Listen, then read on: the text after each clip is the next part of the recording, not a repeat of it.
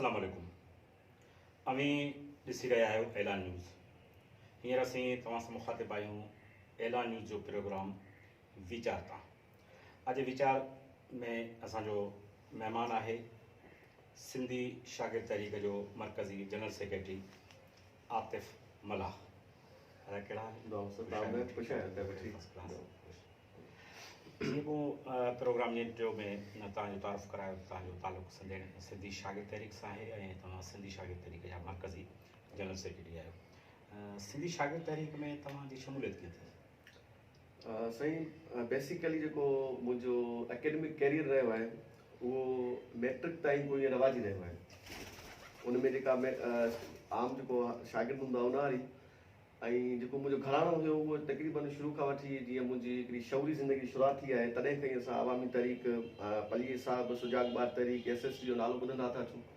पर पोइ जेका असांजे घर में ख़ासि करे मुंहिंजो जेको SST में या हिन में एक्टिव थियण जो जेको किरदारु हुयो उन में उहो मामा रसूल बख्श बुरैल जो हुयो। उनजी वफ़ात खां पोइ अञा मां जाम एक्टिव थियुसि ऐं मुंहिंजी अम्मी जेका आहे नूरमन मला उहा हींअर अवामी तहरीक में आहे, मरकज़ी जॉइंट सेक्रेटरी आहे अवामी तहरीक में। सो उहो उनजो बि उस्तादु हुयो, उनखे LLB कराई ऐं सॼो असांजो जेको समूरो घरानो हुयो न फ़क़ति असांजो घरानो जिले दादू खे पूरे जो ट्रेन करण जी तरबियत याफ़्ता उहो मामा रसूल बख्श बुरैल जो हुयो। सो ईअं असांजी मन जेका हिकिड़ी मन असां ॻोठ में रहंदासीं पोइ शिफ्ट थियासीं कैनशिया में, त उन दौर खां ई वठी एक्टिविटीज़ हुयूं अवामी तहरीक सां वाबस्ता। पोइ जॾहिं मुंहिंजी LLB में एडमिशन थी हुई त मां हैदराबाद शिफ्ट थी वियुसि, दोस्तनि सां रहंदा हुआसीं, त उन में पोइ अचण वञणु थींदो हुयो काफ़ी प्रोग्रामनि में। ईअं आस्ते आस्ते एक्टिव थियासीं। पोइ पाण साल ॾेढ थी वियो आहे SST जी कमेटी ठाहीसीं जंहिंमें पोइ वरी मूंखे जनरल सेक्रेटरी चूंडियो। अच्छा, तव्हां बुनियादी तव्हां पहिरियां ई सिंधी शागिर्द तहरीक सुजागबार तहरीक में तव्हांजो सियासी जेको घरानो आहे उहो तक़रीबन रहियो आहे ऐं उनजो रिलेटेड रहियो आहे अवामी तहरीक सां पलीअ साहिब सां। हिकिड़ो उनजो असरु आहे, हिकिड़ो त थिए थो माण्हू ॼमंदे जाम हिकिड़ा थियनि था, ईअं ई थिए थो सिलसिलो। छा इन जे करे तव्हां सियासी तव्हांजी सरगर्मी रही आहे या इन्हनि समूरी शयुनि खे सम्झंदे सोचींदे वीचारींदे उन खां पोइ तव्हांजी एफिलेशन? न, बेसिकली जीअं मां तव्हां सां ॻाल्हि कयुमि त जेका अम्मी हुई असांजी उहा पढ़ियल लिखियल हुई ऐं उनजो सियासत में जाम इंट्रस्ट हूंदो हुयो। सो असांखे बि जेका वतन दोस्ती या सिंध दोस्ती जेका सुती आहे उहा नंढे हूंदे खां ई पहले हुई अम्मी खां। पर तंहिं वक़्तु शयुनि जो घणी न ख़बर हूंदी। जॾहिं शौरी ज़िंदगी शुरूआत थी पोइ ख़बर पई त असां पलीअ साहिब जी तंज़ीम सां आहियूं। पोइ ईअं आस्ते आस्ते जॾहिं माना हीउ सॼो अवामी तहरीक जो हिकिड़ो नतीजो आहे या उनजी जेका तरबियत याफ़्ता जेको हिकिड़ो कैडर जेको तयारु थियलु हुजे सिंध जे अंदरि, उन में असां पाण ख़ुशनसीब सम्झंदा जो अवामी तहरीक असांखे ट्रेन कयो। छो त पंहिंजी जेका ॻाल्हि ॿोल आहे उहा पंहिंजी जारी आहे, पाण मुख़्तसिर साई वठूं था, पाण नाज़रीन असांजी ॻाल्हि ॿोल जारी आहे, असीं वठूं था मुख़्तसिर साई। जेकॾहिं तव्हां हींअर ताईं असांजो चैनल सब्सक्राइब न कयो आहे त हींअर ई सब्सक्राइब, लाइक ऐं शेयर करियो त जीअं असांजी हर ईंदड़ वीडियो तव्हां ताईं पहुची सघे। पंहिंजी गुफ़्तगू जारी आहे। सिंधी शागिर्द तहरीक जो मरकज़ी जनरल सेक्रेटरी आतिफ़ मलाह असांजे प्रोग्राम में मौजूदु आहे। आतिफ़ मलाह, पंहिंजी गुफ़्तगू हले पई ऐं पाण तव्हां खां जेका पुछणु पिया चाहियोसीं मालूमात त तव्हांजी जेका शमूलियत रही आहे ख़ासि करे अवामी तहरीक जी ऐं अवामी तहरीक में उन खां पोइ सिंधी शागिर्द तहरीक जा जनरल सेक्रेटरी बि आहे, उनमें तव्हां तफ़सीली काफ़ी ॻाल्हि ॿोल कई आहे। सिंधी शागिर्द तहरीक जो बुनियादु कॾहिं पियो? सिंधी शागिर्द तहरीक जो बुनियादु 1977 20 अप्रैल ते पियो आहे। अच्छा, ज़ाहिर आहे सिंधी शागिर्द तहरीक खां अॻु में बि हिते शागिर्द तंज़ीमूं हुयूं जंहिंमें सपाफ हुई, जसाफ हुई ऐं कुझु एसोसिएशन्स बि शागिर्दनि जूं हुयूं ऐं उन टाइम त मुंहिंजे ख़्याल में जेका यूनियन आहे उन ते बंदिश हुई, पर उनजे बावजूदि बि हिकिड़ो शागिर्दनि जो कमु हलंदो रहो। इन्हनि तंज़ीमुनि हूंदे सिंधी शागिर्द तहरीक जी ज़रूरत छो पई? तमामु सुठो सुवालु आहे। मुंहिंजे ख़्याल में थोरो तफ़सील ॻाल्हि ॿोल थींदी। जीअं पाण चवंदा आहियूं सिंध जी सियासत जे अंदरि तमामु घणा लाड़ा हुया। जीअं सवेल पाण ॻाल्हि कईसीं त 20 अप्रैल 1977 ते सिंधी शागिर्द तहरीक जो बुनियादु पियो आहे। त हीउ उहो दौरु हुयो सिंध जी सियासत जे अंदरि जंहिंमें तमामु घणा लाड़ा सिंध जी सियासत जे अंदरि मौजूदु आहे। यानी जेकॾहिं कंहिं माण्हू खे क़ौमी सियासत पे खपी, क़ौम परस्ती पे खपी, त उहो लाड़ो बि मौजूदु हुयो। जेकॾहिं को माण्हू जमहूरियत पसंदि हुयो त उन पासे उहा लाइन बि पई हली। पर पलीअ साहिब रसूल बख्श पलीअ साहिब जेको हुयो, जेको बानी आहे सिंधी शागिर्द तहरीक जो या अवामी तहरीक जो, उन हिकिड़ी नई धारा आंदी। उन मार्क्सी फ़लसफ़े, मार्क्सी फ़िक्र, मार्क्सी साइंस जे अंदरि हिकिड़ी नई धारा आंदी जंहिं मुताबिक़ उन जो त जेका क़ौम दोस्ती आहे उहा रुॻो क़ौम परस्ती में शुमार न आहे। क़ौम दोस्ती बि जेको पसो पेश जेको जी पलीअ साहिब हिकिड़ो मज़मून लिखियो सबूत जे अंदरि त जेका तबक़ाती जदोजहद आहे या सॉरी क़ौमी जदोजहद जेका आहे उहा बि पसो पेश तबक़ाती थिए थी। तीअं जेका क़ौम दोस्ती आहे या पंहिंजे क़ौम जी ॻाल्हि करणु उनखे उजागर करणु सा बि माना पसो पेश इंटरनेशनलिज्म ॾांहुं वञे थी, यानी मार्क्सिज्म सां हुनजो कनेक्शन आहे। त तीअं पली साहब हिकिड़ी साइंसी लाइन सिंध जे अंदरि मुतारिफ़ करे जेका मां सम्झां थो त पूरे ख़िते जे अंदरि कंहिं बि न कराई, इन ई बुनियाद ते पली साहब हिकिड़ो वॾो नज़रिया दान हुयो। पर जीअं तव्हां ॻाल्हि कयो था त हिकिड़ी धारा क़ौम परस्ती वारी हुई या जमहूरियत पसंदि वारी, पर उन सां गॾोगॾु उन टाइम ते तबक़ाती धारा बि हुई, जीअं कम्युनिस्ट पार्टी आहे या उन खां पोइ उनजी शागिर्द विंग, तोड़े खणी हू शागिर्द विंग उनखे तरक़ी पंहिंजो उनखे कम्युनिस्ट पार्टी खे पंहिंजो उहो न कंदी उन टाइम में, ऐं वरी हू उनखे उन न कंदा त DSF असांजी आहे। पर इहा त हक़ीक़त हुई त DSF जेका शागिर्द तंज़ीम हुई उहा हुई कम्युनिस्ट पार्टी सिंधारी कमेटी जो सॼो ॾाढो उहा त हुई। तव्हां कीअं था इहा धारा पली साहब? न बिल्कुलु सही था चओ, मां तफ़सील मूं त ॻाल्हाए थी त पलीअ साहब पोइ उन में हिकु माना जेके टई जेके धाराऊं पिया हलियूं था, बाक़ी ज़बरदस्त ॻाल्हि की तबक़ाती धारा पई हली, त पलीअ साहब चयो त जेके हिकिड़ा हमरा तबक़ाती ॻाल्हि था कनि उहे क़ौमी ॻाल्हि कोन था कनि। अच्छा, यानी हुननि वटि सिर्फ़ु तबक़ाती इशू आहे, हू क़ौमी इशू खे एतिरी अहमियत नथा ॾियनि। जीअं मां सवेल ॻाल्हि कयूं त पली साहब चयो त जेका क़ौमी इशू आहे उहो बि पसो पेश तबक़ाती इशू आहे। सो तंहिं करे पलीअ साहब इन धारा खां अलॻि लाइन इन जे करे ॾिनी त हू क़ौमी इशू न कंदा हुआ। क़ौमी इशू या जेके क़ौमी जदोजहद कंदड़ हुआ उन्हनि खां धारा इन लाइ हुई त हू तबक़ाती इशू खे एतिरी अहमियत न ॾींदा हुआ। वरी मथां जेका जमहूरियत वारो सुवाल हुयो त उन में बि पलीअ साहब इहा ॻाल्हि कई जमहूरियत कंहिंजे लाइ हुजे, यानी जमहूरियत जा त पाण वटि घणियूं डेफिनेशन्स आहिनि ऐं घणियूं ॻाल्हियूं हलनि थियूं, त पलीअ साहब चयो त उहा जमहूरियत आवाम लाइ हुजे, यानी अवामी जमहूरियत हुजे, जंहिंमें जेको असां चऊं जेको जंहिंजी जमहूरियत जंहिंजे जेको डेफिनेशन हूंदी आहे न त अवाम ॾांहुं अवाम लाइ, त तीअं ई उन में जेको हर वल दस्तो हूंदो उहो पोरित तबिको हूंदो। त ॿी जेका उहा जमहूरियत वारी धारा हली उन में पाण ॾिसंदासीं जेकॾहिं हींअर हुन सियासत जो छेद कंदासीं त उन में रुॻो पाण खे जागीरदार मिलंदा।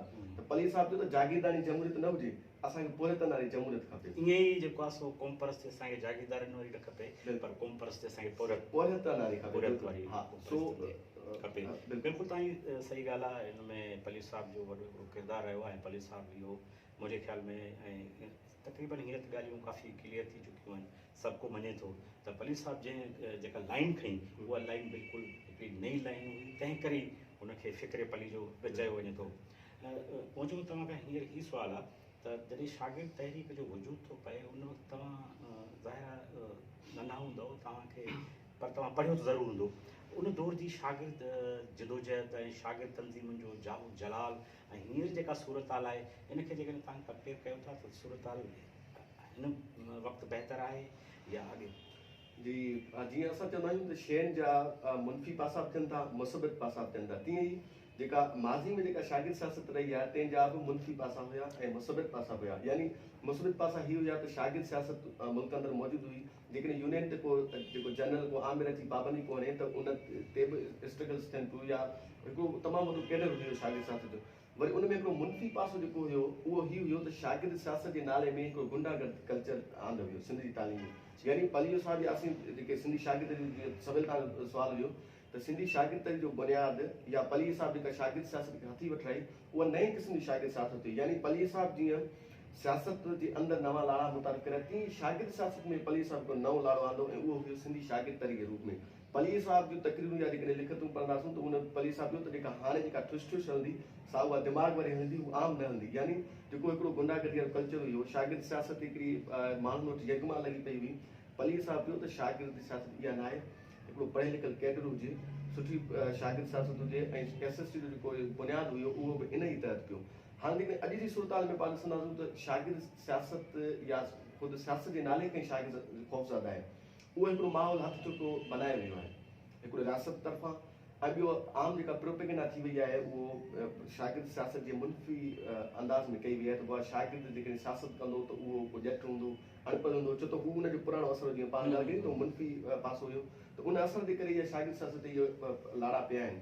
माना पाण हीअं उन शइ खे सम्झो त जेका हुननि शागिर्द सियासत मुतारिफ़ कराई उन शागिर्द सियासत खे मुतारिफ़ इन करे करायो त जेका असली शागिर्द सियासत आहे, जेका आवाम दोस्त बि आहे, क़ौम दोस्त बि आहे, वतन दोस्त बि आहे, पोरियत दोस्त बि आहे, उनखे रुकावट विझण जे लाइ हिकिड़ो उहो रस्तो हुननि पैदा कयो। पर इन सां गॾोगॾु जेकॾहिं को शागिर्द हाणे इन क़िस्म जी का सियासत करणु थो चाहे त वरी हुनखे पोइ माज़ी यादि ॾियारियो वञे त कीअं न जेके आहिनि सभु गुंडागर्दी, दहशतगर्दी ऐं अॼु ॾिसो हुननि खे कीअं अताब में आंदो थो वञे, उहो सॼो बंदोबस्तु बि हुननि कयो, हुननि कयो। वरी हाणे हुनजो मिसाल बि हू था ॾियनि हू था ॾियनि। ऐं हुनखे शागिर्द सियासत खे कमज़ोर करण लाइ कमज़ोर करण, बिल्कुलु। बिल्कुलु तव्हांजी ॻाल्हि सही आहे। अच्छा, तव्हांजे ख़्याल में त सोशलिज़म आहे हिकिड़ो निज़ाम आहे, तव्हांजो ख़्यालु त असीं ॿुधणु चाहींदा आहियूं ते, पर आम ख़्यालु हीअ आहे त सोशलिज़म त नाकाम थी चुको आहे ऐं तव्हां या तव्हांजी सॼी क़यादत या पार्टी उहो सोशलिज़म थी रहे।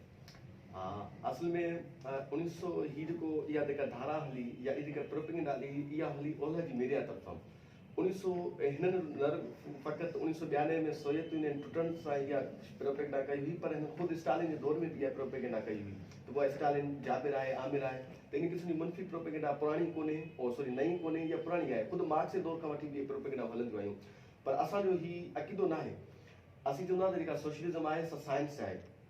सोशलिज़म में वाधारा थींदा, सुधारा थींदा, पर हू खुटणी न आहे, हू अक़ीदो न आहे जो बीह रहे। यानी हिकिड़ो मिसाल तव्हांखे मां नज़र ॾींदो हलां त मार्क्स जे दौर में सरमाएदारी जेका हुई उहा उसरे पई, यानी मार्क्स जेको सरमाएदारी जो जेको बहस कयो सरमाएदारी ते, उहा उन वक़्तु उसरे पई। पर लेनिन जे दौर में आयो त उन दौर में लेनिन लिखियो किताब त साम्राज्य सरमाएदारी जी आख़िरी मंज़िल, यानी लेनिन जे दौर में पहुचंदे साम्राज्य जी शिकिल इख्तियार कई सरमाएदारी। सो ईअं ई माना हिकिड़ो उन में दग हलंदो वियो असांखे, पोइ लेनिनिज़म जो आयो, पोइ वरी हिकिड़ो चीन जे अंदरि माऊ पैदा थियो, जंहिं वरी हिकिड़ा मार्क्सिज़म जे अंदरि नवां सुधारा पैदा कया। तीअं पलीअ साहिब सिंध जे अंदरि मार्क्सिज़म में नवाण आंदी, ऐं छो त मार्क्सिज़म साइंस आहे, को बीठल नज़रियो कोन्हे। पाण इहो कीअं कंहिंखे बावर करायूं त जेको सोशलिज़म हुयो, यानी सोवियत यूनियन, पोइ सोवियत यूनियन टुटी वियो, पाण उहो असीं कीअं माण्हुनि खे सम्झायूं या उन्हनि खे पाण मुतमिन कयूं सोशलिज़म नाकाम न वियो आहे, सोशलिज़म आहे, कामयाबु आहे, इहो पाण कीअं बावर कराईंदासीं? ॾिसो, उहो हीअं आहे त पाण वटि माण्हुनि में हिकिड़ी, जीअं मां सवेल ॻाल्हि कयमि त हिकिड़ी मुनफ़ी प्रोपेगेंडा कई वई आहे। सो तंहिंजे करे ई पहिरीं त पाण खे उन शइ खे ढक हणणो पवंदो, ऐं उहो ढक लॻंदो शौरी तौर ते। यानी माण्हू जेकॾहिं हिकिड़ो आम ख़्यालु हूंदो आहे कम्युनिस्ट काफ़िर आहिनि, इहा हिकिड़ी प्रोपेगेंडा, उहा हितां जी प्रोपेगेंडा न आहे, इहा होॾां हुनजी मथीं सतह जी प्रोपेगेंडा आहे त उहा कम्युनिस्ट काफ़िर आहिनि। तंहिंजो वरी हिकिड़ो सबबु हुयो, यानी हिननि खे अफ़गानिस्तान जे अंदरि जेका आहे मुदाख़लत करणी हुई, ऐं उन में कम्युनिस्टनि खे, यानी तव्हां रूस कम्युनिस्ट जेको अफ़गानिस्तान ॾिसंदा ऐं अॼु जो अफ़गानिस्तान भेटे ॾिसंदा त वाज़े फ़र्क़ु ईंदो। त माण्हुनि खे पाण खे ईअं प्रोपेगेंडा कराए, ईअं ॿुधाइणो आहे त बाबा जेकॾहिं कम्युनिस्ट काफ़िर आहिनि, ख़राबु आहिनि, या सोशलिज़म नाकाम निज़ाम आहे, त तव्हां अफ़गानिस्तान जंहिं दौर में कम्युनिस्ट अफ़गानिस्तान साॻियो सुवालु रहे थो त हीअ त पाण सभिनी पर मिसाल, पाण माण्हुनि खे सवली ॿोलीअ में कीअं सम्झायूं त सोशलिज़म नाकाम न वियो आहे? ॾिसो न, मां तफ़सीलनि में हुन ते ॻाल्हाइणु चाहियां थो त जीअं पहिरीं असां मिसाल ॾिनोसीं हुननि जो, त हुननि हिकिड़ी मुनफ़ी प्रोपेगेंडा हलाई, ठीकु आहे, त उन में पाण हीअं चई था सघूं त बाबा अफ़गानिस्तान जो तव्हां कम्युनिस्ट पस मंज़र ॾिसो, ठीकु आहे, त उन में जॾहिं कम्युनिस्ट अफ़गानिस्तान जे अंदरि हुया त अफ़गानिस्तान छा हुयो। वरी तव्हां अॼु जो कम्युनिस्ट अफ़गानिस्तान भेटे ॾिसो, जंहिंमें अमेरिका जी मुदाख़लत आहे, त माण्हुनि में इहो पर इहा ॻाल्हि जेका तव्हां कयो ठीकु आहे, हिन ते सही आहे, पर हुते सोशलिज़म त कोन अची चुको हो न। अफ़गानिस्तान में सोशलिज़म कोन अची चुको जो असीं चऊं त हुते सोशलिज़म अची चुको हो, तंहिं करे उहो सोशलिज़म वारो निज़ाम बहितर हो, उहो त कोन हो। अञा प्रासिद में ही ॻाल्हि भई अमेरिका वारो सॼो किसो थी वियो, त पाण हीअं बावर नथा करे सघूं त सोशलिज़म त हिकिड़ो निज़ाम आहे, तंहिं करे कंहिं बि मुल्क में जेकॾहिं उहो निज़ाम नाकाम थो वञे त जी माना इहा कोन्हे त सोशलिज़म या उहो जेको नज़रियो आहे उहो को नाकाम थियो, हिकिड़ो त इहो आहे। ॿियो त दुनिया में तमामु घणा पंहिंजो सोशलिज़म मुल्क आहिनि, जंहिंमें वियतनाम आहे, क्यूबा आहे, अंगोला आहे, ॿिया काफ़ी मुल्क आहिनि जंहिंजो पाण मिसाल ॾेई सघूं था उते सोशलिज़म आहे। त करे हिकिड़े हंधि जेकॾहिं सोशलिज़म नाकाम थियो उहो निज़ाम, त इन जी माना इहा त कोन थी निकिरी सघे त को सोशलिज़म नाकाम वियो आहे। पर पाण खे ॻाल्हियुनि खे अॻिते पाण वधाईंदासीं, पाण हिते हिकिड़ी वठूं था मुख़्तसिर साही। नाज़रीन, पंहिंजी ॻाल्हि ॿोल जारी आहे ऐं असांजे हिन वीचार प्रोग्राम में हिन वक़्तु मौजूदु आहे सिंधी शागिर्द तहरीक जो मर्कज़ी जनरल सेक्रेटरी आतिफ मल्ला। मुख़्तसिर ब्रेक खां पोइ वरी तव्हां सां